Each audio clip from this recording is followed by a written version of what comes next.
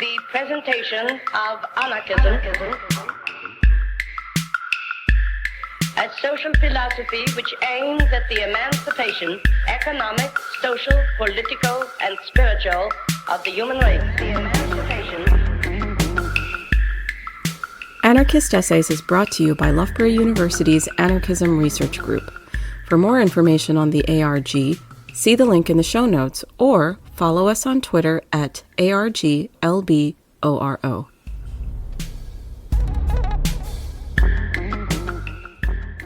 Qalang Smangus, Successful Aboriginal Christian Anarchism in Taiwan, by Jon Burke. In this essay, Jon Burke describes Qalang Smangus, an Aboriginal village in Taiwan which has been collectively organised. Jon makes a case for identifying it as an intentional Christian anarcho-collectivist community, assesses its success, and identifies its internal and external challenges. Origin of modern Smangus. The people of Smangus belong to the Dayan Marakwang lineage and speak the Skuliak dialect.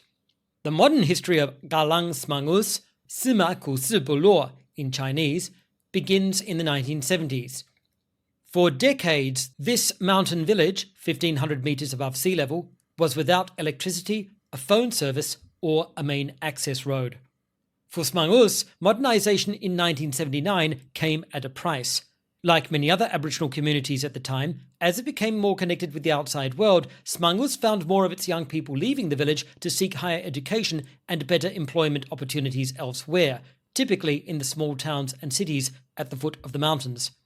In 1991, village leader Ije Sulung had a dream in which he believed God said he would send many people to the village to restore its fortunes.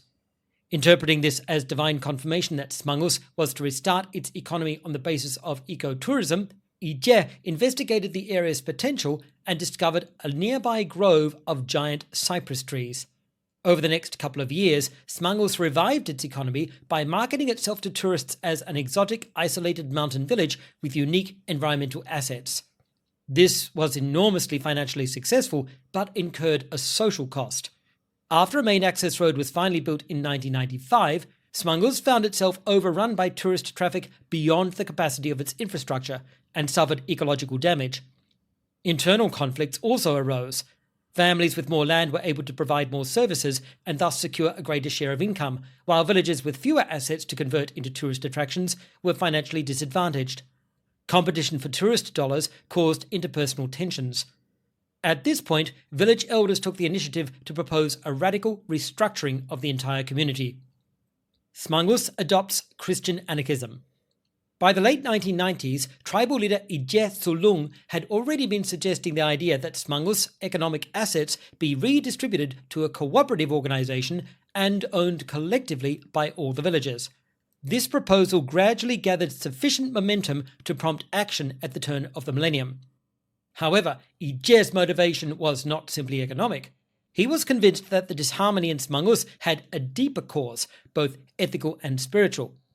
The village's sudden access to wealth had incited materialistic desire, and the unequal distribution of that wealth had engendered envy, jealousy, and division. Ije decided that the village should go beyond the idea of just starting a cooperative business and restructure the entire community of Smangus, taking inspiration from the socio-economic organisation of the original 1st century Christians.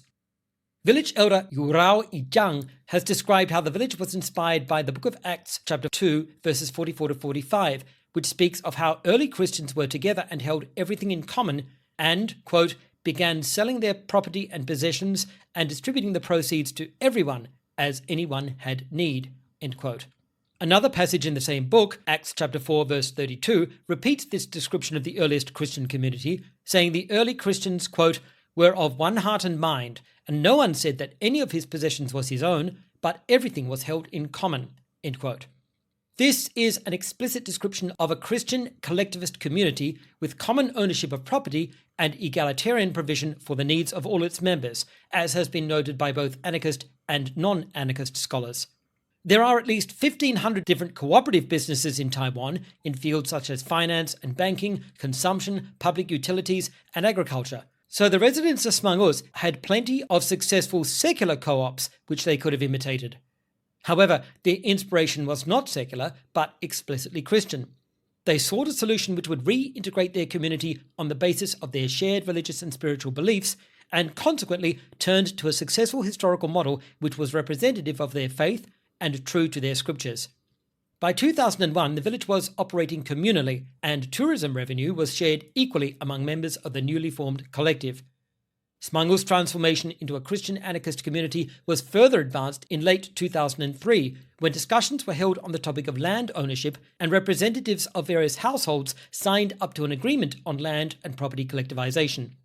On the 5th of January 2004, a new organization was formed named Dao Nan, the Dayen name for weaving.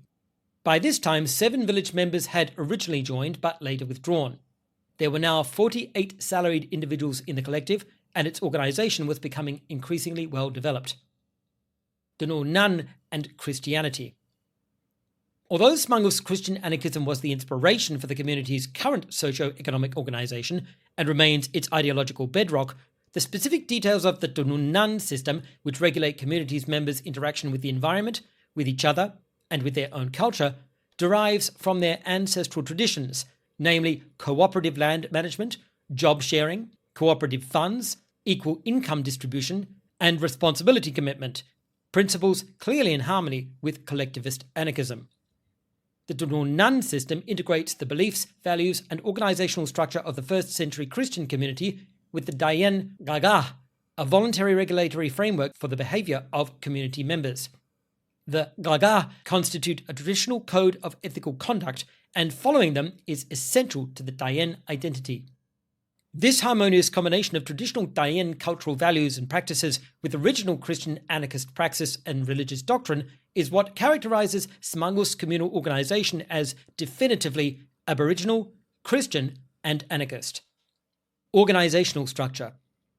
Although there are 15 different organizational units within the collective's structure, the entire population of Smangus is only 200 people, so most of the community participates in several of these organizational units simultaneously. Consequently, members of one unit are often organizing and facilitating the work which they themselves will carry out in their capacity in another unit.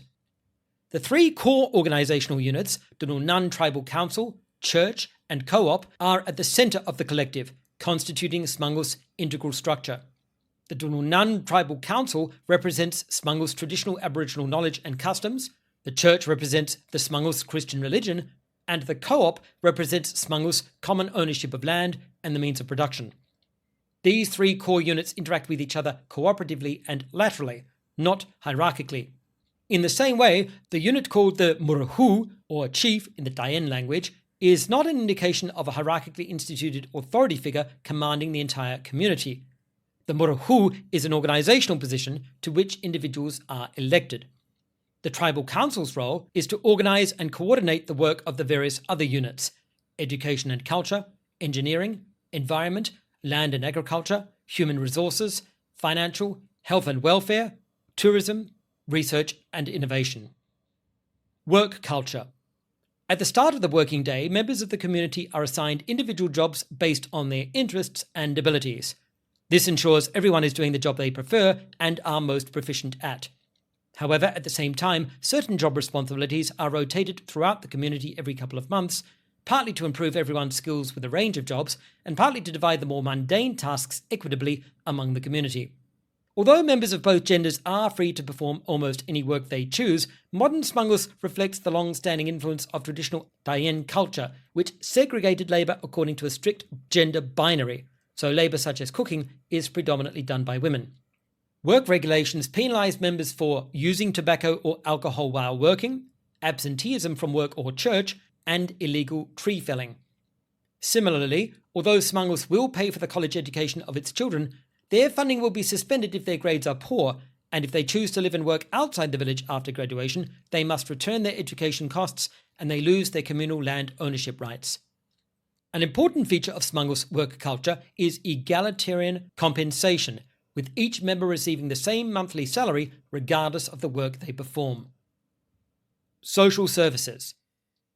Smangus Cooperative Fund provides a range of benefits for its members, including a marriage grant, free healthcare, child support benefits, old age pension for those over 60, free education up to college level, 8 days of paid annual leave, a housing subsidy for new dwellings, and an emergency fund for unexpected needs. Smangus also has its own elementary school. How anarchist is Smangus?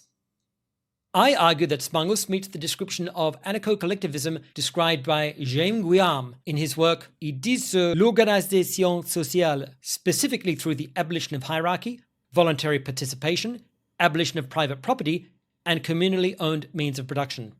Smangus collectivism has been an entirely grassroots movement resulting from a process of discussion and consensus building among the community. It has not been enforced on the community through any kind of hierarchical process. Smangus follows the same non-hierarchical community organization of its first-century Christian community role model and its traditional Dayan tribal culture. Individuals are elected to leadership positions, individuals volunteer for work groups, labor is assigned to individuals on the basis of their abilities and interests, and workers all receive the same pay for their labor. There is no social hierarchy. Participation in the Dao Nan system is entirely voluntary. This means that it is entirely possible for members of Smangus to opt out of or simply never opt into the Dao Nan. It is not enforced on anyone. Consequently, there are still some members of the village who do not belong to the Dao Nan, though this means they do not benefit from the collective's services. The Dao Nan system ensures that legally as well as socially, the land of Smangus is owned entirely by all community members, preventing private ownership. How successful is Smangus? Smangus worker monthly salary has been increasing steadily over the years, not only staying well ahead the national rate of inflation, but also increasing far faster than the national rate of wage increase. Alcoholism has been reduced to single digits, which the collective attributes to both spiritual support from the church and community members having a stable and reliable income and regular and satisfying work. Smangus has reversed the typical Aboriginal problem of community members leaving the village in search of employment, as former members of Smangus who had previously left the community are now returning to work there. The community has developed a sustainable ecotourism industry due to careful management of forestry and wildlife, and the tribe's ability to organise and carry out any projects necessary for its aims. Two nearby Dayan villages which started their own ethno-ecotourism industries, nearly simultaneously with Smangus, but on a free market capitalist basis, have experienced significantly poorer results than Smangus, suffering ecological deterioration, lower resistance to natural disasters, and lack of long-term sustainability. Internal and external challenges. Smangus still faces internal tensions.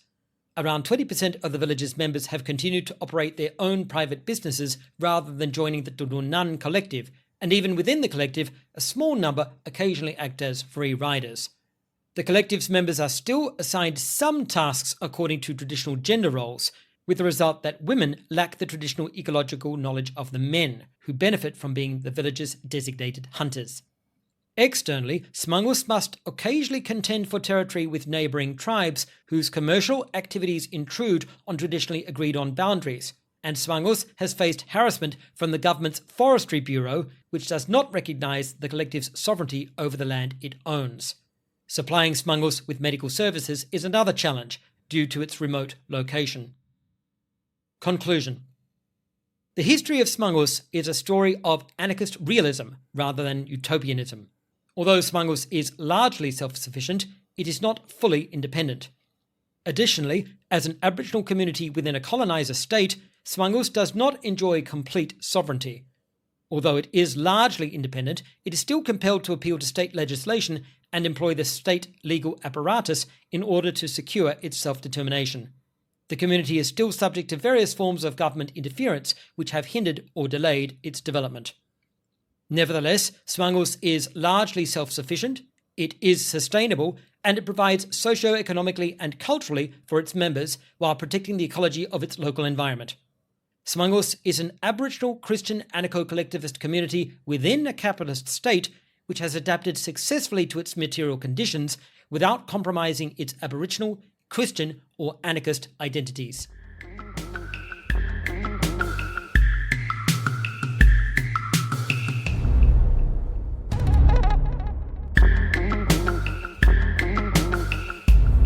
Thank you for listening. To help others find anarchist essays, please rate and review us wherever you find your podcasts. And if you're interested in anarchist ideas, why not check out the journal Anarchist Studies? For over 20 years, Anarchist Studies has been publishing original research on the history, theory, and practice of anarchism. For more information, visit www.lwbooks.co.uk/anarchist-studies.